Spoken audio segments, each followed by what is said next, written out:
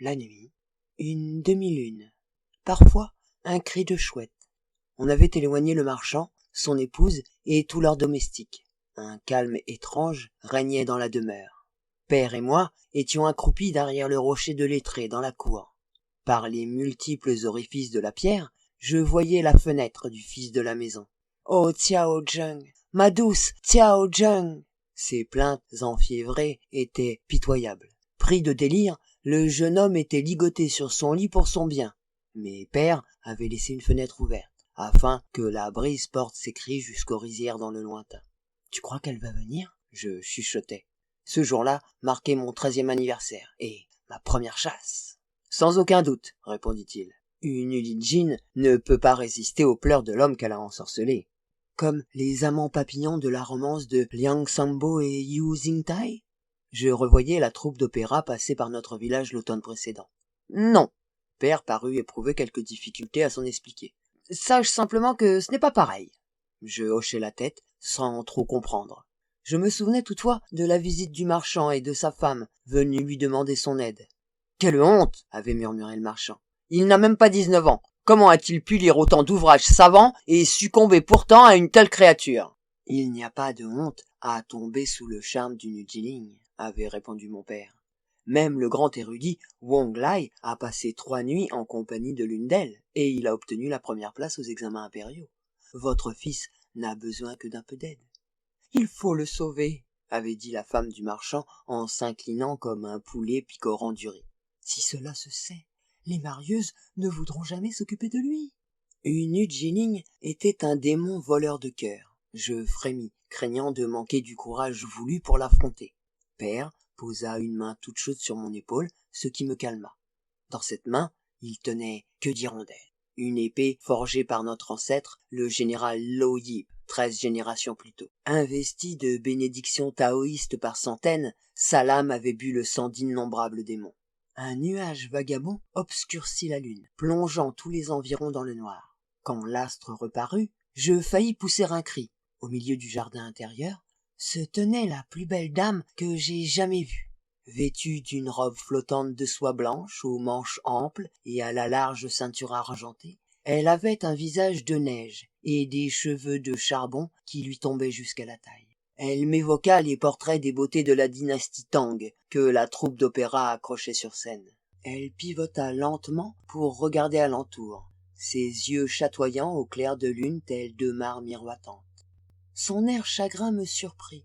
Je me sentis désolé pour elle et désireux par-dessus tout de lui rendre le sourire. Légère comme une plume, la main de mon père sur ma nuque me tira de ma transe. Il m'avait parlé du pouvoir de fascination de la Ulijin. Les joues brûlantes, le cœur battant la chamade, je détournai mon regard du visage de la créature et me concentrai sur sa posture. Pendant toute la semaine, la nuit venue, les serviteurs du marchand avaient patrouillé avec des chiens pour éloigner le démon de sa victime. Mais cette fois, le jardin était désert. Hésitant, soupçonnant un piège, elle restait immobile. « Xiao Zheng, tu es venu me voir ?» La voix fiévreuse du fils s'éleva. Se détournant, la belle dame marcha, non, glissa, tant ses mouvements étaient gracieux, droit vers la porte de la chambre. Père surgit de derrière le rocher et lui courut sus, que d'hirondelles brandies. Elle l'esquiva, comme si elle avait des yeux derrière la tête. Incapable d'arrêter sa course, mon père planta son épée dans la porte en bois épais avec un bruit sourd. Malgré ses efforts, il ne parvint pas à la dégager tout de suite. La belle dame lui jeta un coup d'œil, pivota sur ses talons et se dirigea vers le portail. « Fais quelque chose, Liang !» lança Père. « Elle s'enfuit !» Je lui courus après, trimballant mon pot en argile rempli de pisse de chien. Ma tâche consistait à l'en asperger pour l'empêcher de se transformer en renarde et de s'échapper. Elle se tourna vers moi, souriante. « Tu es un garçon très courageux. » Un parfum de jasmin en fleurs après la pluie m'engloba. Sa voix était aussi douce que de la pâte de lotus. Je l'aurais écouté parler pendant toute l'éternité. Au bout de mon bras pendait le pot en argile. Oublié. « Vas-y !» hurla mon père. Il avait dégagé l'épée. De frustration, je me mordis la lèvre. Comment pourrais-je devenir chasseur de démons si je me laissais séduire aussi facilement? J'ôtai le couvercle pour en projeter le contenu vers la silhouette qui s'éloignait. mais l'idée absurde de ne devoir en aucun cas souiller sa robe blanche m'affligea d'un tremblement. Je la ratai, pour l'essentiel. Seule une petite quantité de pisse l'éclaboussa. Pourtant, ces quelques gouttes suffirent. Elle hurla. Le cri, qui évoqua un chien en beaucoup plus sauvage, me hérissa les poils sur la nuque. Elle fit volte-face et gronda, montrant 2 rangées de crocs blancs pointus. Je reculai, titubant. Je l'avais aspergée en pleine transformation. Elle avait le visage moitié femme, moitié renarde, le museau imberbe et les oreilles triangulaires dressées, frémissantes de rage. Elle me menaça de ses mains changées en pattes aux griffes acérées. Elle ne pouvait plus parler, mais ses yeux traduisaient le venin de ses pensées sans ambiguïté. Père me dépassa en courant, l'épée brandie pour le coup fatal. La Hulijing se retourna et se rua contre le portail pour le forcer avant de disparaître derrière un battant gauchi. Il la poursuivit, sans même un regard pour moi. Honteux, je m'élançai sur ses traces. La Hulijing avait le pied leste. Sa queue argentée semblait laisser une piste scintillante à travers champs. En revanche, son corps figé en pleine métamorphose conservait sa posture humaine, ce qui l'empêchait de courir aussi vite qu'à 4 pattes. Nous la vîmes se faufiler dans le temple abandonné à un lit du village. « Contourne le bâtiment !» Père tâchait de reprendre son souffle. « Je passe par devant. Si elle essaie de s'enfuir par la porte de derrière, tu sais ce que tu as à faire. » L'arrière était envahi d'herbes folles, et le mur à moitié effondré. J'aperçus un éclair blanc dans les décombres. Décidé à me racheter aux yeux de mon père, je ravalai ma peur et je la pourchassai sans hésiter. Au bout de quelques virages, je l'avais coincée dans l'une des cellules. J'allais lui verser dessus le reste de pisse de chien quand je me rendis compte que cet animal-ci était beaucoup plus petit que la Hulijing qu'on traquait. Un renard d'eau blanc de la taille d'un chiot. Je posai le pot par terre et je plongeai sur ma proie. Avec une force surprenante pour un si petit animal, elle se débattit sous moi. J'eus du mal à la maîtriser. Au fil de notre lutte, la fourrure sous mes doigts me parut devenir aussi glissante que de la peau. Le corps gagna en longueur, en ampleur, en taille. Je dus peser de tout mon poids pour le maintenir au sol. Soudain, je m'avisai que j'étreignais le corps nu d'une jeune fille de mon âge. Poussant un cri, je me relevai d'un bond.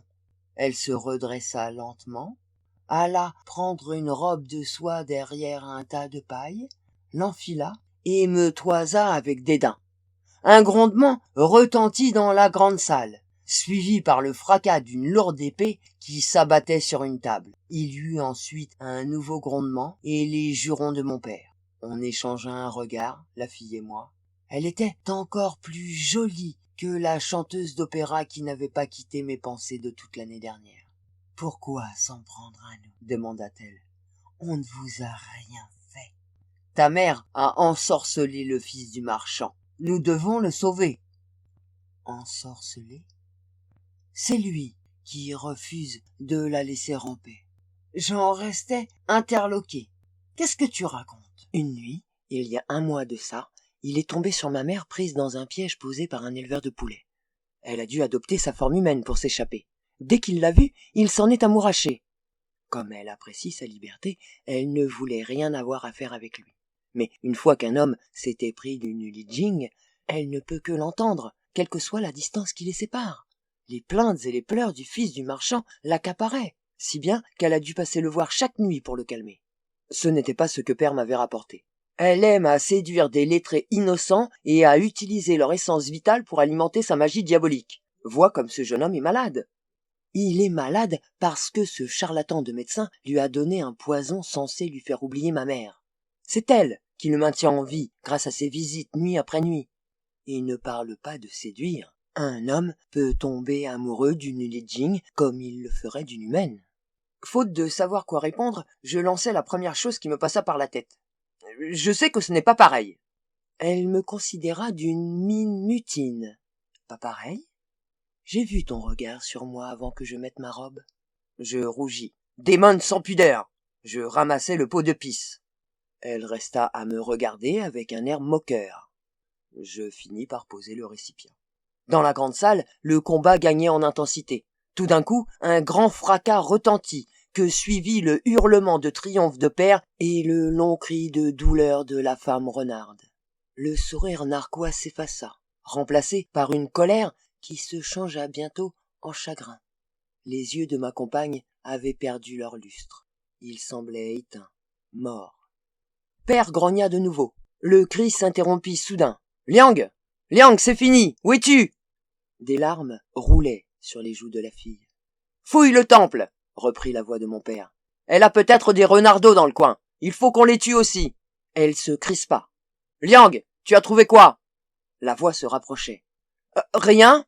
Je plantai mon regard dans celui de la fille. « Je n'ai rien trouvé du tout. » Elle se détourna avant de bondir hors de la cellule, sans bruit.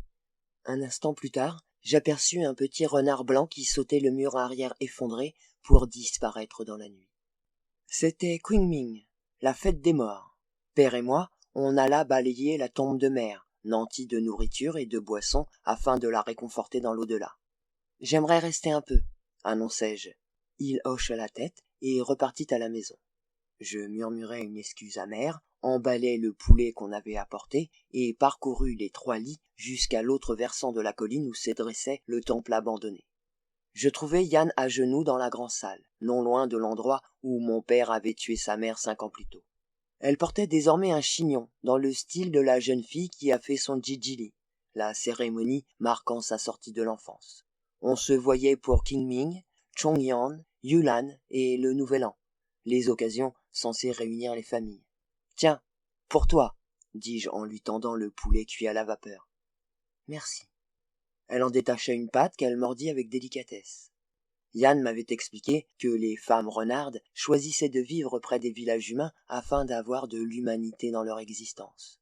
Des conversations, de beaux habits, des poèmes, des histoires et, parfois, l'amour d'un homme digne et gentil. Mais les Huijing restaient des chasseuses qui se sentaient plus libres sous leur forme animale.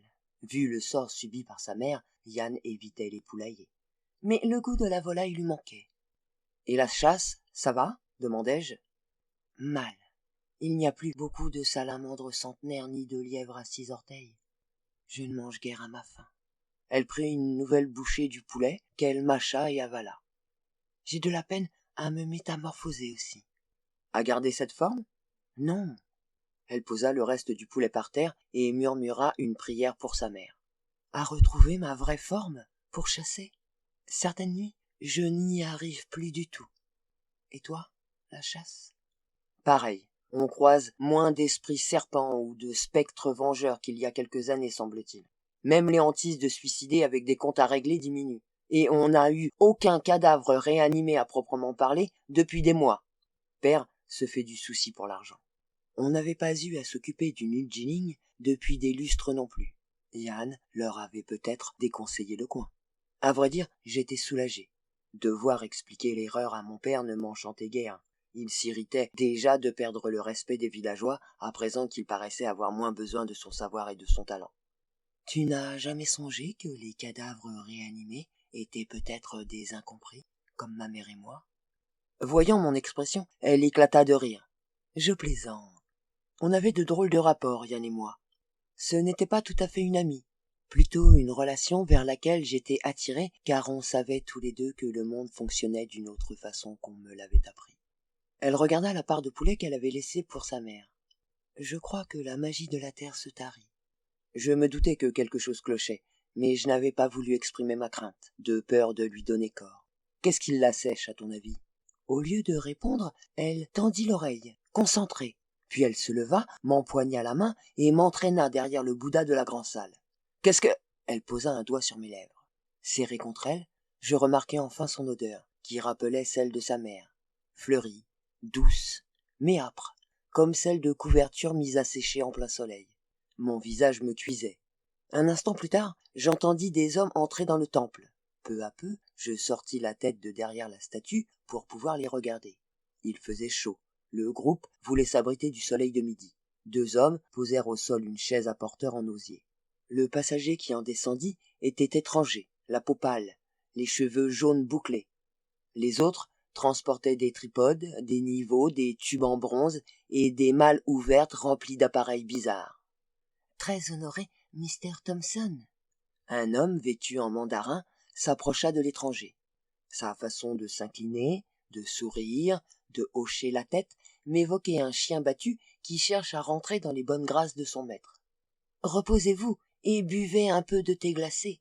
C'est difficile pour les hommes de travailler en ce jour où ils sont censés visiter les tombes de leur famille, et ils doivent consacrer quelque temps à la prière, sous peine de fâcher les dieux et les esprits. Je vous promets toutefois qu'ils ne rechigneront pas à la tâche, et qu'ils finiront le lever dans les temps. Le problème avec vous, les Chinois, ce sont toutes vos superstitions. » L'étranger avait un drôle d'accent, mais je le comprenais sans effort. Rappelez-vous que le chemin de fer Hong Kong-Tientsin représente un enjeu majeur pour la Grande-Bretagne. Soit j'atteins le village de Botou d'ici ce soir, soit je vous colle à tous une retenue sur salaire. J'avais entendu dire que l'empereur Mandchou avait subi une défaite et dû accepter toutes sortes de concessions, dont l'une consistait à payer pour aider les étrangers à construire une route en fer. Mais cela m'avait semblé si fantaisiste que je n'y avais guère prêté attention. Le mandarin acquiesça avec enthousiasme. « Très honoré, Mr. Thompson, vous avez bien raison. Néanmoins, puis-je soumettre une suggestion à votre esprit brillant ?» L'anglais fatigué agita la main avec impatience. « Certains des villageois de la région s'inquiètent du tracé proposé, » reprit l'autre. « Voyez-vous, ils estiment que la voie déjà posée bloque les veines du qi dans la terre. Ce serait du mauvais feng shui. »« Qu'est-ce que vous racontez ?»« Pensez à la respiration. » Le mandarin souffla plusieurs fois pour s'assurer que l'étranger suivait. La terre possède des canaux le long des fleuves, des collines, des routes, et ces canaux transportent l'énergie du qi. C'est ce qui donne au village leur prospérité, tout en alimentant les animaux rares, les esprits des lieux et les dieux du foyer. Pourriez-vous envisager de déplacer quelque peu les rails en accord avec les conseils des maîtres du feng shui ? Thomson leva les yeux au ciel. « C'est le bouquet. Vous voulez que je dévie de l'itinéraire le plus efficace pour notre chemin de fer parce que vous croyez que vos idoles vont se fâcher ?» Le mandarin parut peiné. Là où on a posé la voie, des malheurs surviennent. Les gens perdent de l'argent, les bêtes meurent, les dieux du foyer ignorent les prières. Bouddhistes et taoïstes, les moines, jugent le chemin de fer responsable. Thomson s'approcha du Bouddha pour l'examiner d'un œil appréciateur. Je me tapis aussitôt derrière la statue et pressai la main de Yann. On retint notre respiration en souhaitant ne pas être découvert. « Celui-ci, garde-t-il son pouvoir ?» demanda l'anglais. « Le temple n'accueille plus de moines depuis des années, faute de moyens, » dit le mandarin. « Mais ce Bouddha demeure respecté. J'ai ouï dire que les prières des villageois se voient souvent exaucées. » Alors, un grand fracas retentit et les hommes poussèrent un soupir collectif. « Je viens de briser les mains de votre dieu avec ma canne, » dit Thomson. « Comme vous pouvez le constater, je n'ai pas été frappé par la foudre ou autre calamité. Nous savons donc qu'il s'agit d'une simple idole en terre sèche, garnie de paille et couverte de peinture à bas prix. Voilà pourquoi vous avez perdu la guerre contre la Grande-Bretagne. Vous adorez des statues de boue au lieu de construire des routes en fer et des armes en acier. » Cela mit fin aux discussions sur le tracé de la voie. Après leur départ, Yann et moi, on émergea de derrière le Bouddha pour contempler ses mains tombées au sol. « Le monde change, dit-elle. Hong Kong, la voie ferrée, les étrangers dont les fils transmettent les voix et dont les machines crachent de la fumée. De plus en plus, les conteurs des maisons de thé évoquent ces merveilles. Cela explique pourquoi l'ancienne magie s'en va, je crois. Une nouvelle magie plus puissante la remplace. » Elle parlait d'une voix froide, impassible, telle une mare paisible en automne, mais ces mots sonnaient justes. Je revis mon père, affectant une mine joyeuse, tandis que nos clients se raréfiaient. Ne perdais-je pas mon temps à apprendre les incantations et les danses de l'épée ? Qu'est-ce que tu vas faire ? Je l'imaginais, seul dans les collines, incapable de trouver la nourriture alimentant sa magie. Il y a une seule chose que je puisse faire. Sa voix se brisa, virant au défi, caillou jeté dans la mare. Ensuite, elle me dévisagea, son aplomb lui revint. Une seule chose que nous puissions faire. Apprendre à survivre. Le chemin de fer devint bientôt un élément familier du paysage. La locomotive noire qui haletait dans les rizières verdoyantes, crachant sa fumée et tirant un long train, tel un dragon descendu des montagnes lointaines, floues et bleues. Dans un premier temps, la vue séduisit tout un chacun. Les enfants et Bobby couraient le long de la voie pour escorter la puissante machine. Mais la suie de sa cheminée ne tarda guère à tuer le riz dans les champs voisins. Et 2 enfants, qui jouaient sur la voie un après-midi, trop effrayés pour s'écarter, se firent tuer. Le train ne fascinait plus. Les gens du coin cessèrent de nous engager, père et moi, préférant consulter le missionnaire chrétien ou le nouveau maître d'école qui disait avoir étudié à San Francisco. Les jeunes hommes du village partaient pour Canton ou Hong Kong, qui promettaient lumière vive et travail abondant. Les champs restaient en jachère. Le village semblait réduit aux trop vieux et aux trop jeunes, d'humeur résignée. Des provinces lointaines, on venait acquérir des terres à vil prix. Père passait son temps au salon, queue d'hirondelle sur les genoux. De l'aube au crépuscule, il regardait dehors par la porte, comme s'il était lui aussi devenu une statue.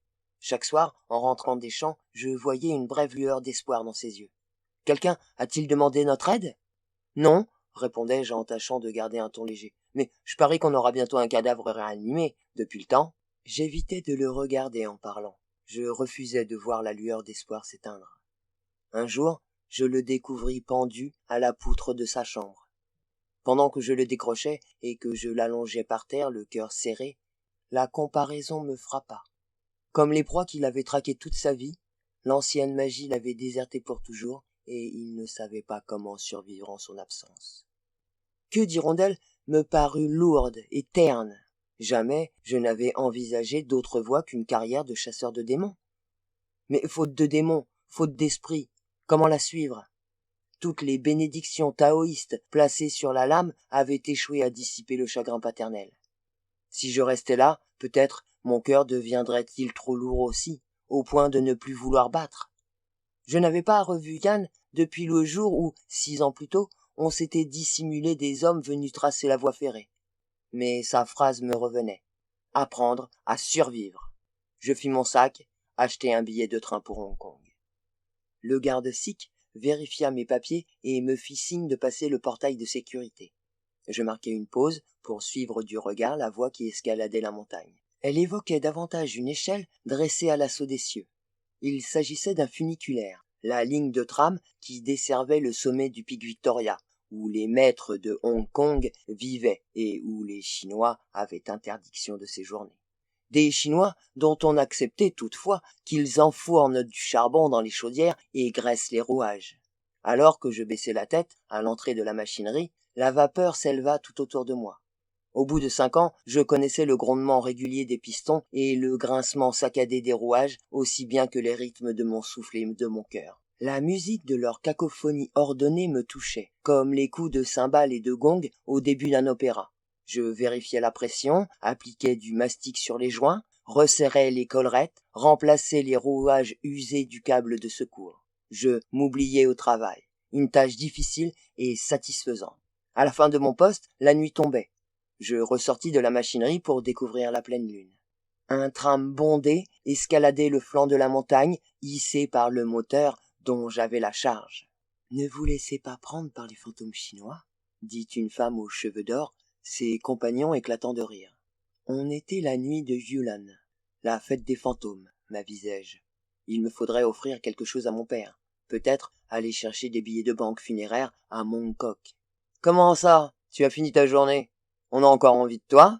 lança un homme non loin de là. « Les filles dans ton genre ne devraient jamais aguicher » dit un autre avec un rire.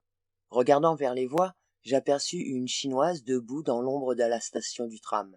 Son changsam, ajusté à l'européenne, et son maquillage bariolé m'indiquèrent sa profession. 2 Anglais lui bloquaient le passage. L'un d'eux essaya de l'enlacer. Elle s'écarta. « S'il vous plaît, je suis très fatiguée, » dit-elle dans leur langue. « Une prochaine fois, peut-être. »« Allons, ne sois pas ridicule, » riposta le premier d'une voix durcie. « Il n'y a pas à discuter. Suis-nous et fais ce que tu dois. » Je m'approchai d'eux. « Hé !» Ils se retournèrent pour me regarder. « Je peux savoir quel est le problème ? » ?»« Ça ne te regarde pas. »« Je crois bien que si, vu que vous parlez à ma sœur. » Je doute qu'il m'ait cru. Mes 5 ans passés à manier de gros engins m'avaient musclé. Au vu de ma figure et de mes mains noires de graisse, ils estimèrent sans doute que se bagarrer en public avec un machiniste chinois n'en valait pas la peine. Ils intégrèrent la file d'attente du tram en murmurant des jurons. « Merci. Cela faisait longtemps, dis-je en la regardant. Je ravalai mon « tu as bonne mine ». Elle n'avait pas bonne mine du tout. Elle paraissait lasse, émaciée, fragile. Le parfum capiteux qu'elle portait m'agressait les narines, mais je m'en serais voulu de la prendre de haut. Juger, c'était le luxe de ceux qui n'avaient pas à survivre. « C'est la fête des fantômes ce soir, dit-elle. Je n'avais plus envie de travailler. Je voulais penser à ma mère. Et si on allait chercher des offrandes ensemble ? On prit le ferry de Kunlun. Le vent marin la requinqua un peu. Humidifiant une serviette à la théière de bord, elle se démaquilla. Je captai une trace de son odeur naturelle, fraîche et délicieuse, comme toujours. Tu as bonne mine, je le pensais. Dans les rues de Kunlun, on acheta des gâteaux, des fruits, des raviolis chinois froids, un poulet à la vapeur, de l'encens, des billets de banque funéraires, et on se raconta nos vies. « Et la chasse, ça va ?» lançai-je. On rit tous les deux. « Être une renarde me manque. » Distraite, elle grignota une aile de poulet. Un jour, peu après notre toute dernière discussion, j'ai senti l'ultime vestige de magie me quitter. Je ne pouvais plus me transformer. « Tu m'envoies navré, » dis-je, faute de mieux. Ma mère m'a appris à apprécier les choses humaines, la nourriture, les vêtements, l'opéra, les vieilles histoires. Mais elle n'en a jamais dépendu. Dès qu'elle le voulait, elle pouvait reprendre sa vraie forme et partir en chasse. Maintenant, dans ce corps, qu'est-ce que je peux faire ? Je n'ai pas de griffes, je n'ai pas de dents acérées, je ne cours même pas vite. Tout ce qu'il me reste, c'est ma beauté, la raison pour laquelle ton père et toi avez tué ma mère. Désormais, je vis donc grâce à l'acte dont tu accusais ma mère à tort. Je séduis des hommes contre de l'argent. Mon père est mort, lui aussi. Ma déclaration parut la rendre moins amère. Que s'est-il passé ? Il sentait la magie nous quitter, comme toi. Il ne l'a pas supporté. Tu m'envoies navré. Il me parut qu'elle aussi restait dans l'expectative. Tu me dis un jour que tout ce qu'on peut faire, c'est survivre. Je dois t'en remercier. Tu m'as sans doute sauvé la peau. Dans ce cas, on est quitte ? Elle sourit. Ne parlons plus de nous. Cette nuit est dédiée aux fantômes. On descendit au port, et on disposa notre nourriture près de l'eau pour inviter les fantômes de nos êtres aimés à venir dîner. Ensuite, on alluma les bâtonnets d'encens et on brûla les billets funéraires dans un seau. Yann regardait les flocons de papier brûlés soulevés par la chaleur des flammes disparaître parmi les étoiles. « Tu crois que les portes du monde souterrain s'ouvrent toujours pour les fantômes ce soir, à présent que la magie a disparu ?» J'hésitais. Dans ma jeunesse, on m'avait appris à entendre les grattements d'un fantôme sur une fenêtre en papier, à faire la différence entre la voix d'un esprit et le vent. Mais je m'étais habitué à supporter le vacarme tonitruant des pistons et le chuintement assourdissant de la vapeur sous pression qui fusait par les valves. Je ne pouvais plus me prétendre en accord avec le monde disparu de mon enfance. « Je l'ignore, » répondis-je. « Il en va sans doute de même avec les fantômes qu'avec les gens, je suppose. Certains se débrouilleront pour survivre dans un monde diminué par les routes en fer et les sifflets à vapeur, d'autres échoueront. Mais y en aura-t-il qui prospéreront ?» Elle savait toujours me surprendre. « Tu es heureux, » reprit-elle, « heureux de faire tourner un moteur toute la journée ?